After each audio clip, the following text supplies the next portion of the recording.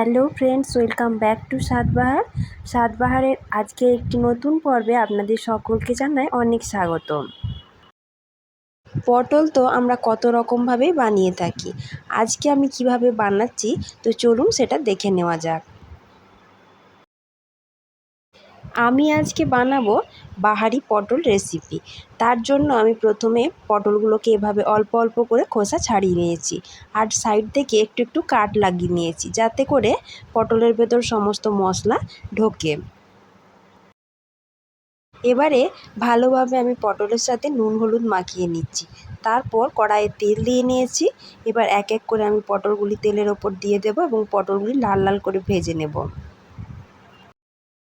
যারা পটল খেতে পছন্দ করেন না তারা এই রেসিপিটা একবার ট্রাই করে দেখতে পারেন, তাদেরও আশা করছি অনেক ভালো লাগবে। পটলগুলো ভাজা হতে থাকুক, অন্যদিকে আমি একটি মশলা তৈরি করে নেব। তার জন্য আমি একটা বাটিতে নিয়ে নিয়েছি 1 চামচ মতো সাদা সর্ষে, আর দিচ্ছি 2 চামচ পোস্ত। তার সাথে আমি দিয়ে দিচ্ছি কয়েকটা কাঁচা লঙ্কা। দিয়ে আমি সমস্ত মশলাটা শিলনোড়ায় বেটে নেব। আপনারা চাইলে মিক্সিতেও বেটে নিতে পারেন। এখানে একটা ছোট্ট টিপস, সর্ষে বাটার সময় অল্প একটু নুন দিয়ে বেটে নেবেন, তাহলে কিন্তু সর্ষেটা তেতো হওয়ার সম্ভাবনা থাকে না। অন্যদিকে আমার পটলগুলিও ভালোভাবে ভাজা হয়ে গেছে। এর থেকে বেশি লাল করে পটলগুলো ভাজবার কিন্তু একদমই প্রয়োজন নেই। এবার আমি পটলগুলো কড়া থেকে অন্য একটি জায়গাতে তুলে নিচ্ছি।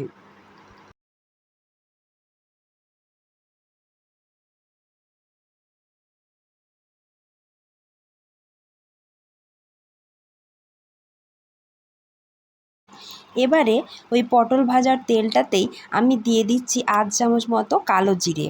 কালো জিরেটা ভালোভাবে ভাজা হয়ে গেলে আমি একটা বড় সাইজের পেঁয়াজ এভাবে মিহি করে কুচিয়ে নিয়েছিলাম, সেটা কালো জিরের সাথে দিয়ে কিছুক্ষণ ভেজে নেব।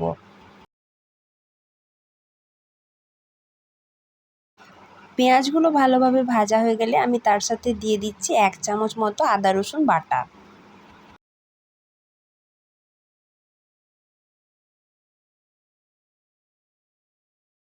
এবারে সমস্ত মশলাটা ভালোভাবে কিছুক্ষণ কষিয়ে নেবার পর আমি এক এক করে দিয়ে দিচ্ছি হলুদের গুঁড়ো, জিরের গুঁড়ো, অল্প একটু ধনে গুঁড়ো, আর দিচ্ছি লাল লঙ্কার গুঁড়ো।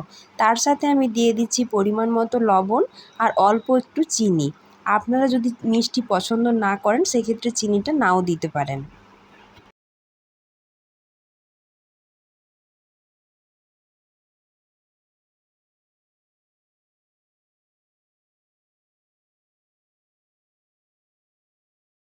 মশলা কষানোর সময় যাতে পুড়ে না যায় সেজন্য আমি এখানে অল্প একটু জল অ্যাড করে দিচ্ছি। দিয়ে সমস্ত মশলাটা ভালো করে বেশ কিছুক্ষণ কষিয়ে নেব। মশলা থেকে তেল ছাড়তে শুরু করে দিয়েছে। এই সময় আমি যে সর্ষে পোস্তর মিশ্রণটা তৈরি করে রেখেছিলাম সেটা মশলার সাথে দিয়ে দিচ্ছি, আর বাটিটা ধুয়ে অল্প পরিমাণে একটু জলও দিয়ে দিচ্ছি। দিয়ে আরও কিছুক্ষণ ভালো করে কষাতে থাকবো।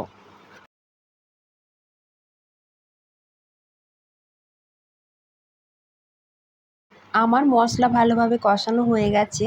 এবার আমি এর সাথে 1 কাপ পরিমাণ গরম জল অ্যাড করে দিচ্ছি।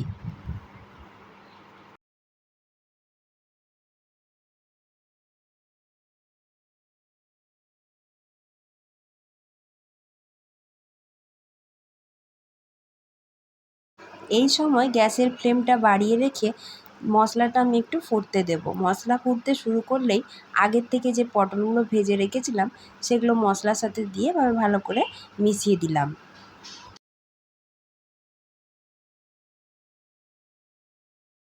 এবারে আমি উপর থেকে কয়েকটা কাঁচা লঙ্কা এভাবে চিড়ে দিয়ে দিচ্ছি। যেহেতু আমি এখানে সর্ষে বাটা ব্যবহার করেছি তাই এর সাথে সর্ষের তেলের ফ্লেভারটা কিন্তু বেশ ভালো লাগে, সেই জন্য আমি 1 চামচ ওপর থেকে সর্ষের তেল এভাবে ছড়িয়ে দিচ্ছি।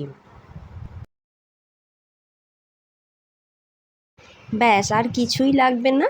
এবার আপনারা আপনাদের পছন্দ মতো গ্রেভিটা রেখে গ্যাসের ফ্লেমটা অফ করে দিলেই আজকের বাহারি পটল কিন্তু একেবারেই তৈরি। তো বন্ধুরা, আপনারা এভাবে একবার বাড়িতে অবশ্যই বানিয়ে দেখবেন, আর কেমন লাগলো তা আমাকে নিশ্চয়ই কমেন্টের মাধ্যমে জানাবেন। আমার আজকের রেসিপি যদি ভালো লাগে তাহলে একটা লাইক করবেন এবং সকলের মাঝে অনেক বেশি করে শেয়ার করবেন।